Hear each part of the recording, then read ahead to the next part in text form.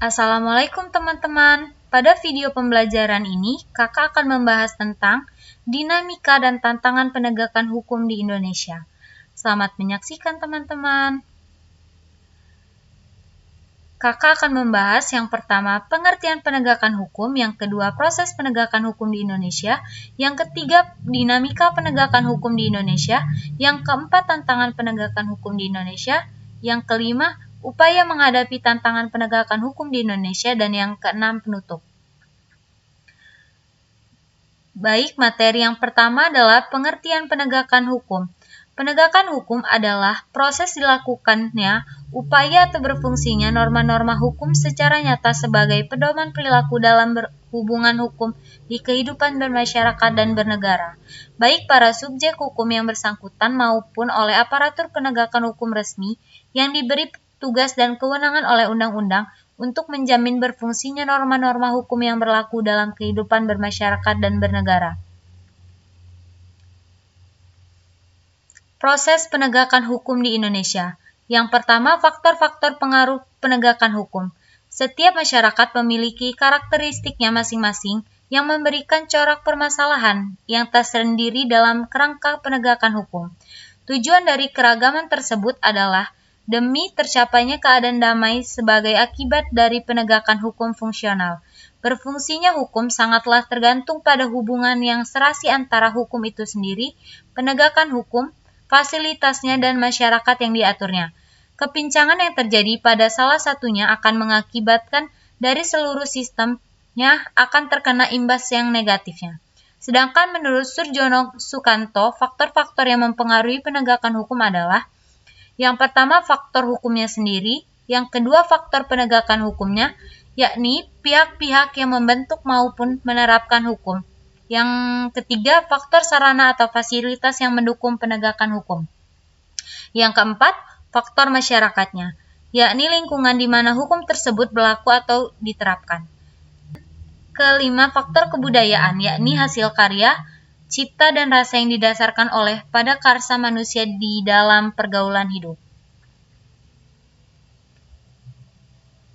Proses penegakan hukum di Indonesia yang kedua, penyelesaian antara ketertiban dengan ketentraman dalam penegakan hukum. Yang pertama, ketertiban. Ketertiban biasanya dikaitkan dengan kewajiban sebagai peranan role. Kewajiban di sini diartikan sebagai suatu beban atau tugas yang dilaksanakan. Masalah ketertiban adalah soal disiplin. Disiplin di sini penekanannya bukanlah berarti membentak, menindak, memukul, dan lain-lain. Sebetulnya yakni menanamkan kemampuan mengendalikan diri. Yang kedua, ketentraman. Ketentraman merupakan suatu keadaan di mana manusia berada dalam keadaan bebas, yaitu rasa bebas dari kekhawatiran, kekecewaan, atau frustasi dan konflik dalam diri sendiri, yang mungkin saja timbul sebagai akibat dari ketertiban. Ketertiban dapat dicapai dengan kepastian hukum, sedangkan ketentraman dengan kesebandingan hukum. Yang ketiga, kepastian hukum tidak kenal keputusan yang simpang siur. Terkait pengertian nilai dan norma yang sedikit banyak mengatur kepastian dan keadilan daripada keserasian, hal tersebut hakikatnya merupakan bagian yang pokok daripada sifat hakikat manusia, walaupun dia sendiri tidak selalu menyadarinya. Kesadaran akan hal itu menurut pendapat para ahli sangat tergantung pada tinggi rendahnya latar belakang pendidikan yang telah dialami. Biasanya untuk memahami kesimpangsiuran berita tergantung dari tingkat taraf pendidikan yang formil dan informil yang relatif cukup juga nilai sosial dalam masyarakat itu sendiri. Yang keempat, pengertian hukum dan pengaruh terhadap penegakan hukum.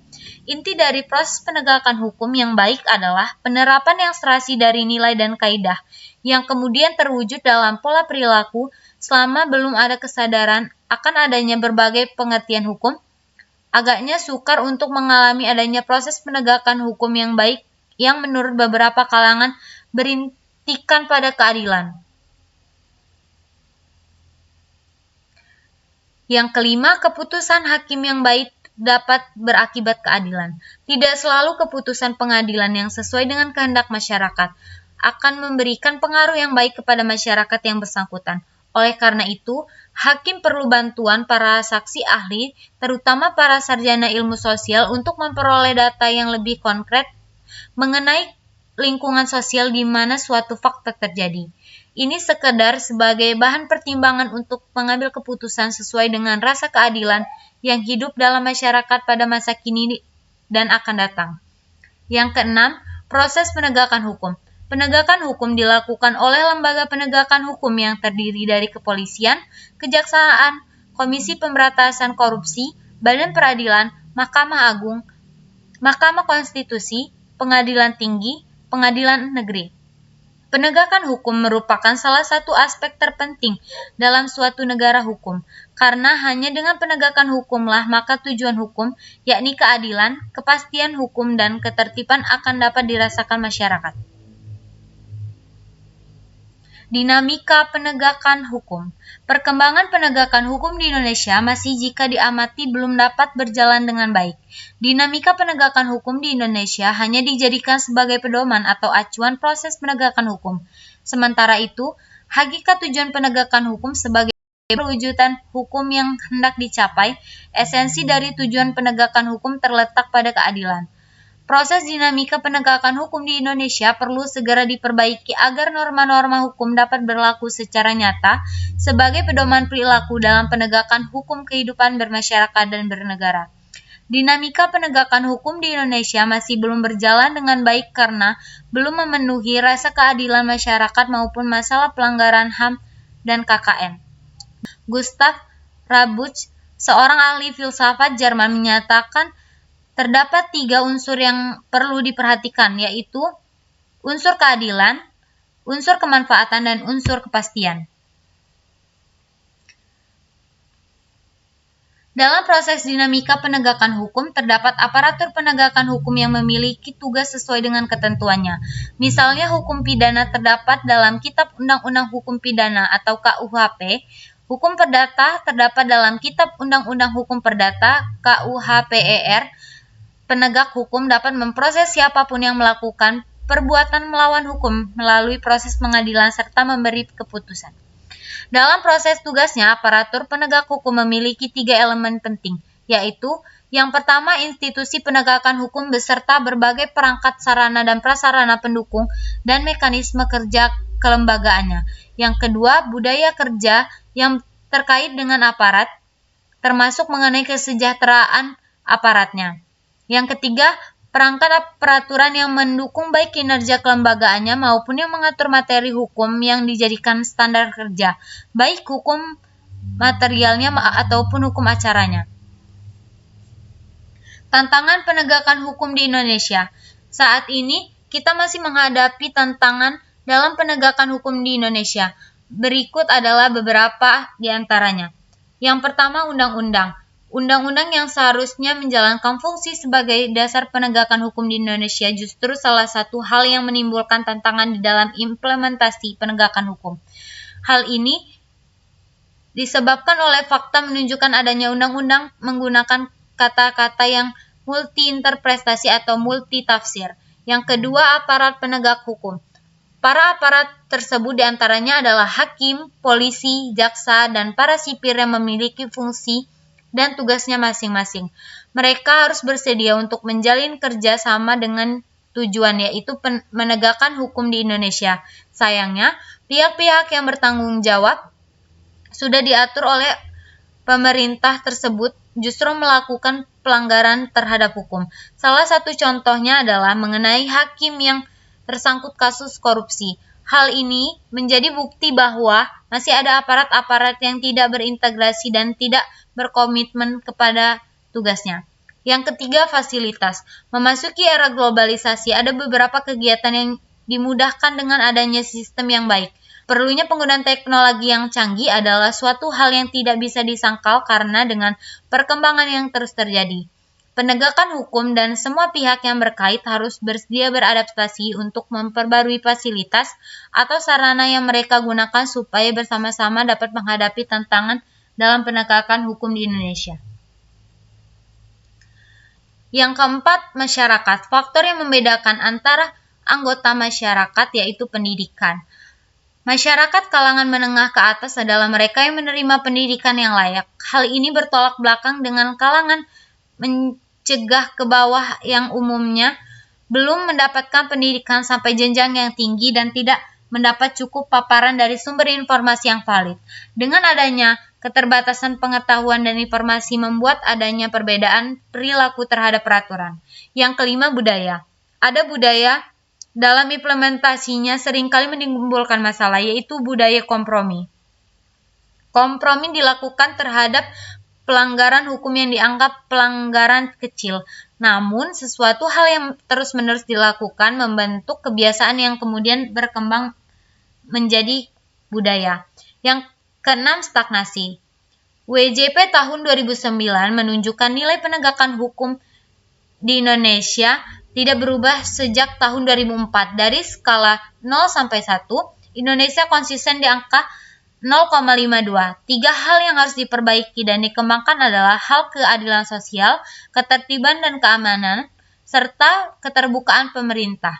Stagnasi ini adalah salah satu bukti kondisi penegakan hukum di Indonesia yang harus menjadi motivasi untuk perbaikan di bidang tersebut.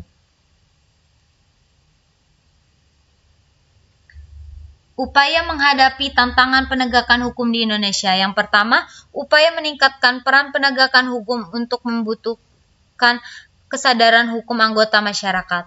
Pelaksanaan hukum dalam masyarakat selain tergantung pada kesadaran hukum masyarakat juga ditentukan oleh aparat penegakan hukum.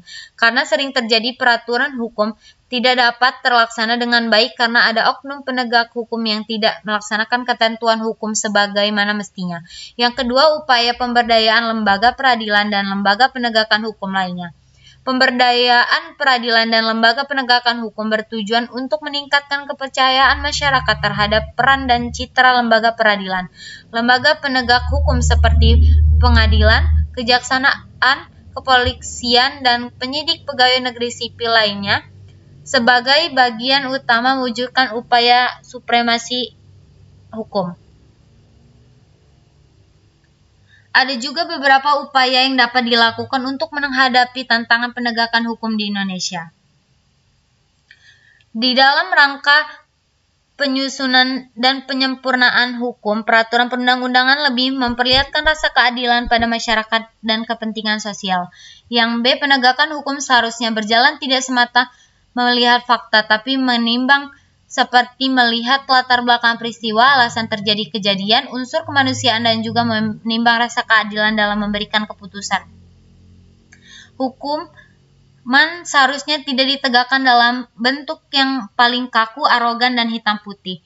Hakim sebagai pemberian keputusan seharusnya tidak menjadi corong undang-undang yang hanya mengikuti peraturan perundang-undangan semata-mata mempedulikan rasa keadilan. Yang E, Komisi Yudisial sebagai komisi yang dibentuk untuk mengawasi perilaku hukum seharusnya memberi peringatan dan sanksi yang tegas kepada hakim yang memberikan keputusan yang kontroversial dan tidak memenuhi rasa keadilan. Meningkatkan pembinaan integritas, kemampuan atau keterampilan dan ketertiban serta kesadaran hukum dari pelaksanaan penegakan hukum tentang tugas dan tanggung jawab. Mencakupi kebutuhan personal, sarana, dan prasarana untuk pelaksanaan penegakan hukum. Memberikan pendidikan dan penyuluhan hukum baik formal maupun informal secara berseimbangan kepada masyarakat tentang pentingnya penegakan hukum di Indonesia. Oke teman-teman, itulah tadi video pembelajaran tentang dinamika dan tantangan hukum di Indonesia. Semoga bermanfaat ya. Saya akhiri. Wassalamualaikum warahmatullahi wabarakatuh.